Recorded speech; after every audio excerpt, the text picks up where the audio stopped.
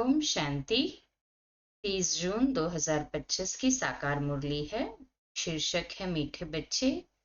बाप आए हैं तुम्हें ज्ञान से शुद्ध खुशबूदार फूल बनाने। तुम्हें कांटा नहीं बनना है, कांटों को इस सभा में नहीं लाना है। प्रश्न: जो बच्चे याद की यात्रा में मेहनत करते हैं उनकी निशानी क्या होगी? उत्तर: याद की मेहनत करने वाले बच्चे बहुत खुशी में रहेंगे। बुद्धि में रहेगा कि अभी हम वापस लौट रहे हैं। फिर हमें खुशबूदार फूलों के बगीचे में जाना है। तुम याद की यात्रा से खुशबूदार बनते हो और दूसरों को भी बनाते हो। ओम शांति। बागवान भी बैठा है, माली भी बैठा है, हम्म, तो फूल भी है। ये नई बात है ना? कोई नया अगर सुने तो कहेंगे ये क्या कहते हैं? बागवान, फूल आदि, ये क्या है? ऐसी बातें तो कभी शास्त्रों में नहीं सुनी। बाबा हमको खुशबूदार फूल बना रहे हैं, बागवान है, माली। तुम बच्चे जानते हो, याद भी करते हैं बागवान खिवैया को। हमारी नैया को पार करा रहे हैं ना बाबा। अब यहाँ आए हैं, यहाँ से पार ले जाने। बाप कहते हैं याद की यात्रा पर रहना है। अपने को आपे ही देखो, हम कितना दूर जा रहे हैं, कितना अपनी सतोप्रधान अवस्था तक पहुंचे हैं। जितना सतोप्रधान अवस्था होती जाएगी तो समझेंगे अभी हम लौट रहे हैं। कहाँ तक हम पहुंचे हैं? सारा मदार याद की यात्रा पर है। खुशी भी चढ़ी रहेगी। जो जितनी जितनी मेहनत करते हैं उतना उनमें खुशी आएगी। जैसे इम्तिहान के दिन होते हैं तो स्टूडेंट समझ जाते हैं ना, हम कहाँ तक पास होंगे। यहाँ भी ऐसे है। हर एक बच्चा अपने को जानते हैं कि कहाँ तक हम खुशबूदार फूल बने हैं, कितना खुशबूदार फिर औरों को बनाते हैं। ये गाया ही जाता है। कांटों का जंगल, वह है फूलों का बगीचा।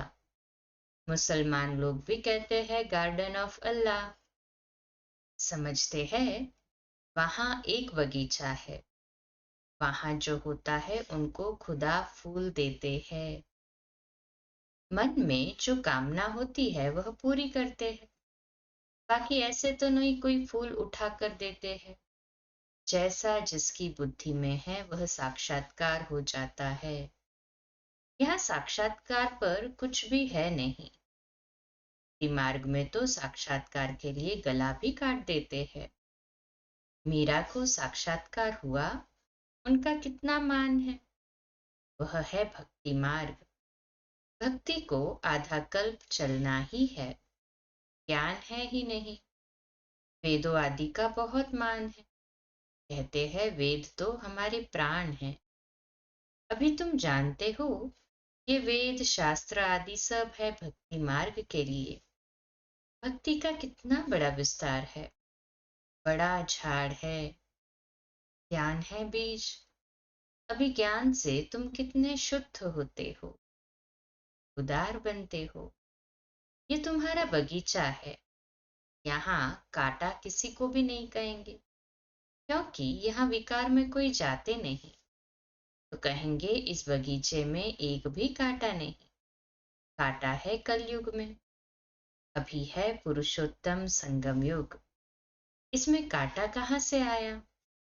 अगर कोई कांटा बैठा है तो अपने को ही नुकसान पहुंचाते हैं, क्योंकि ये इंद्रप्रस्थ है ना, इसमें ज्ञान परियां बैठी है।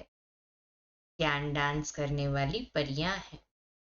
मुख्य मुख्य के नाम पुखराज परी, नीलम परी आदि आदि पड़े हैं। वही फिर नवरत्न गाए जाते हैं। परंतु ये कौन थे, ये किसको भी पता नहीं। बाप सिर्फ कहते हैं मुझे याद करो। तुम बच्चों की बुद्धि में अब समझ है। 84 का चक्र भी अभी बुद्धि में है। शास्त्रों में तो 84 लाख कह दिया है।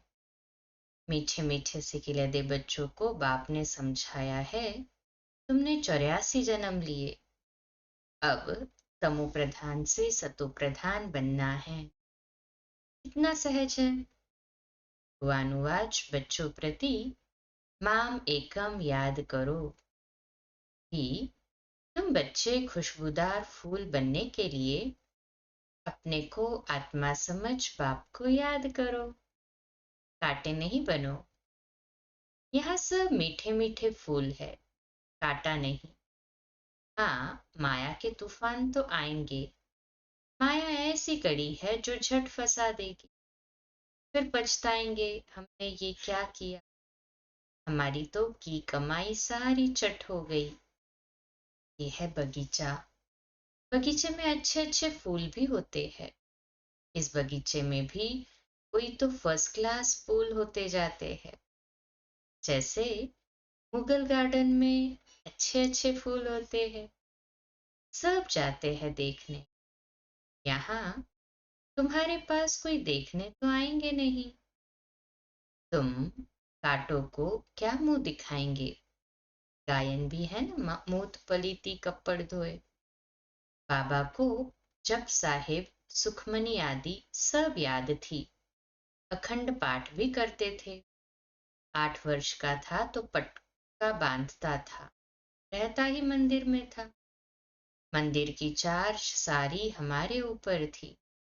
अभी समझते हैं मूत पलीती कपड़े धोने का अर्थ क्या है।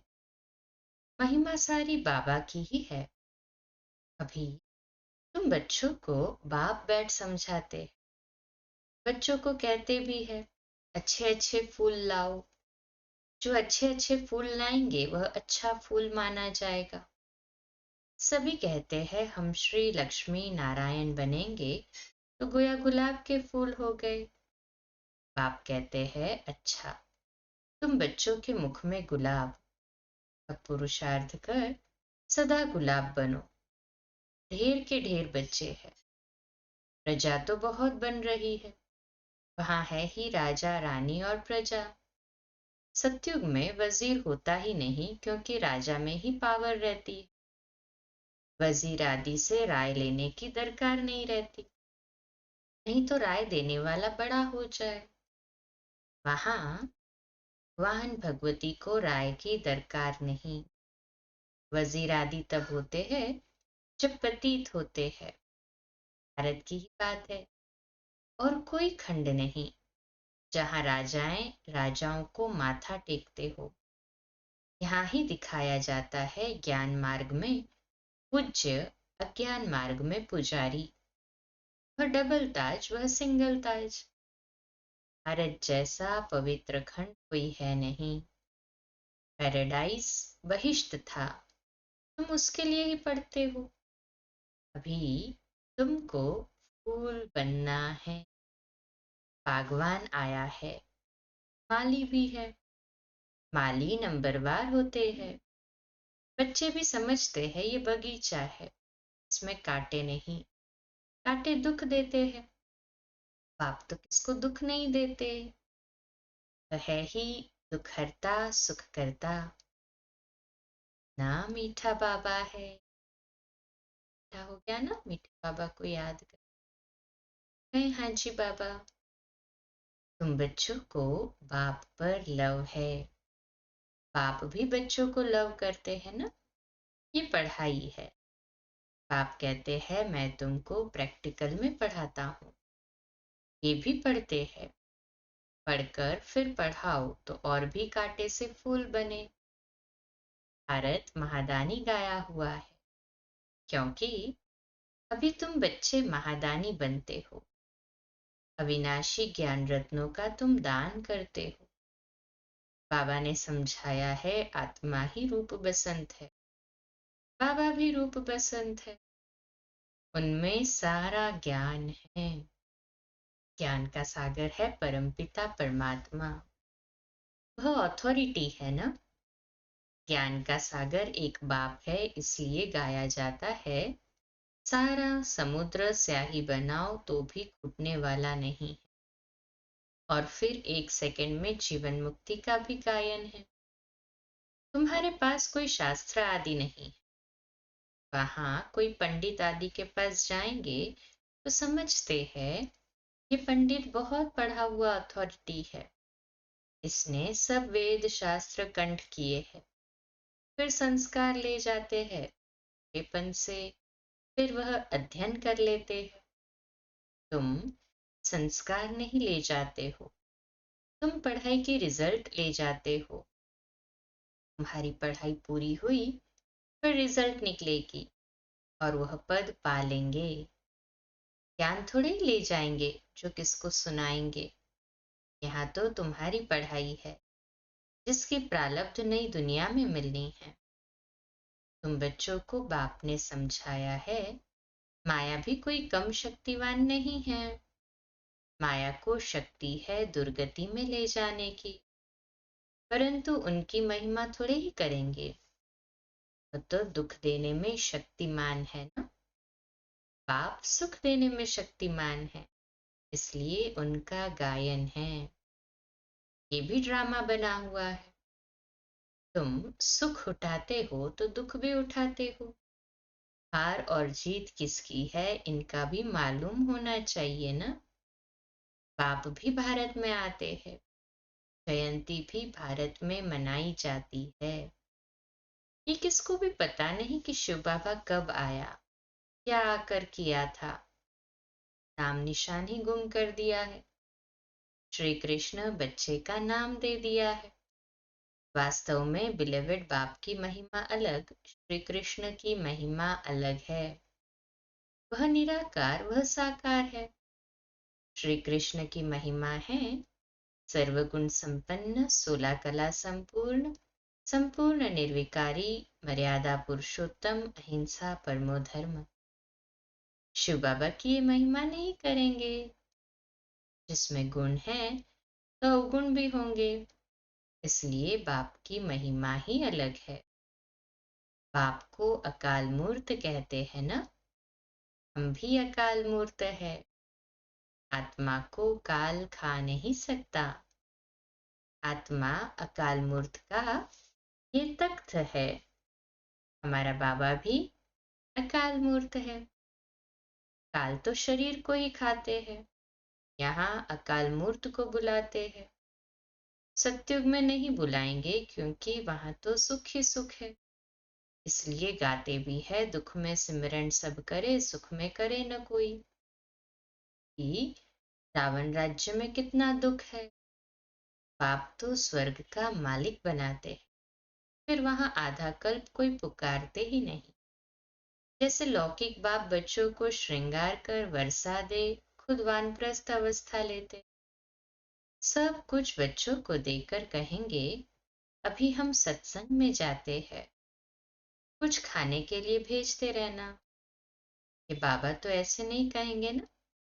ये तो कहते हैं, मीठे मीठे बच्चों, हम तुमको विश्व की बादशाही देकर वानप्रस्थ में चले जाएंगे। हम थोड़ी कहेंगे खाने के लिए भेजना। लौकिक बच्चों का तो फर्ज है बाप की संभाल करना, नहीं तो खाएंगे कैसे। ये बाप तो कहते हैं, मैं निष्काम सेवाधारी हूँ। मनुष्य कोई निष्काम हो न सके, भूख मर जाए। हम थोड़ी भूख मरेंगे, हम तो अभोक्ता है। तुम बच्चों को विश्व की बादशाही देकर हम जाए विश्राम करते हैं, फिर हमारा पार्ट बंद हो जाता है, फिर भक्ति मार्ग में शुरू होता है। यह अनादि ड्रामा बना हुआ है जो राज बाप बैठ समझाते हैं। वास्तव में तुम्हारा पार्ट सबसे जास्ती, इजाफा भी तुमको मिलना चाहिए। मैं आराम करता हूँ तो तुम फिर ब्रह्मांड के भी मालिक, विश्व के भी मालिक बनते हो। तुम्हारा नाम बड़ा होता है, ये ड्रामा का राज भी तुम जानते हो।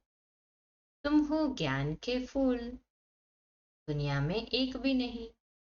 रात दिन का फर्क है, वह रात में है, तुम दिन में जाते हो। आजकल देखो वन उत्सव करते रहते, अब भगवान मनुष्यों का वनोत्सव कर रहे हैं। पाप देखो, कैसी कमाल करते हैं, जो मनुष्य को देवता, रंक को राव अर्थात राजा बना देते। अभी बेहद के बाप से तुम सौदा लेने आए हो, कहते हो बाबा हमको रंक से राव बनाओ। ये तो बहुत अच्छा ग्राहक है। उनको तुम कहते भी हो दुख हरता सुख करता। इन जैसा दान कोई होता ही नहीं, वह है सुख देने वाला। बाप कहते हैं भक्ति मार्ग में भी मैं तुमको देता हूँ। ये ड्रामा में नोंद है साक्षात्कार आदि की। अब बाप बैठ समझाते हैं मैं क्या क्या करता हूँ। आगे चलकर समझाते रहेंगे। आखिरी अंत में तुम नंबरवार कर्मातीत अवस्था को पाएंगे। ये सब ड्रामा में नोंद है। फिर भी पुरुषार्थ कराया जाता है, बाप को याद करो। बरोबर यह महाभारत लड़ाई भी है। सब खत्म हो जाएंगे, बाकी भारतवासी ही रहेंगे। फिर तुम विश्व पर राज्य करते हो। अभी बाप तुमको पढ़ाने आए हैं। वही ज्ञान सागर है। यह भी खेल है, इसमें मूंझने की बात ही नहीं। माया तूफान में लाएगी। बाप समझाते हैं इनसे डरो नहीं। बहुत गंदे गंदे संकल्प आएंगे, वह भी तब जब बाबा की गोद लेंगे। जब तक गोद ही नहीं ली है तो माया इतना नहीं लड़ेगी। गोद लेने के बाद ही तूफान लगते हैं। इसलिए बाप कहते हैं गोद भी संभाल कर लेनी चाहिए। कमजोर है तो फिर प्रजा में आ जाएंगे। राजाई पद पाना तो अच्छा है, नहीं तो दास दासियां बनना पड़ेगा। ये सूर्यवंशी चंद्रवंशी राजधानी स्थापन हो रही है। अच्छा, मीठे मीठे सिकिलते बच्चों प्रति माता पिता बाप दादा का याद प्यार और गुड मॉर्निंग। रूहानी बाप की रूहानी बच्चों को नमस्ते। हम रूहानी बच्चों की रूहानी बाप दादा को याद प्यार, गुड मॉर्निंग और नमस्ते। वाह बाबा वाह, शुक्रिया बाबा, शुक्रिया। धारणा के लिए मुख्य सार है। पहली पॉइंट, रूप बसंत बन अविनाशी ज्ञान रत्नों का दान कर महादानी बनना है। जो पढ़ाई पढ़ते हो वह दूसरों को भी पढ़ानी है। दूसरी पॉइंट, किसी भी बात में मूंझना व डरना नहीं, अपनी संभाल करनी है। अपने आप से पूछना है मैं किस प्रकार का फूल हूँ, मेरे में कोई बदबू तो नहीं है। आज का मीठा वरदान, दृढ़ संकल्प द्वारा कमजोरियों रूपी कलयुगी पर्वत को समाप्त करने वाले समर्थी स्वरूप भव। आज का स्वमान है मैं समर्थी स्वरूप आत्मा हूँ।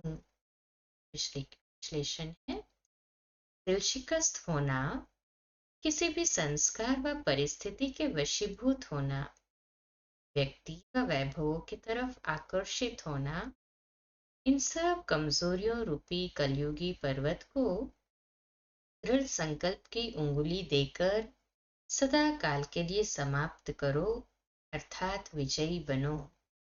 विजय हमारे गले की माला है। सदा इस स्मृति से समर्थी स्वरूप बनो। यही स्नेह का रिटर्न है।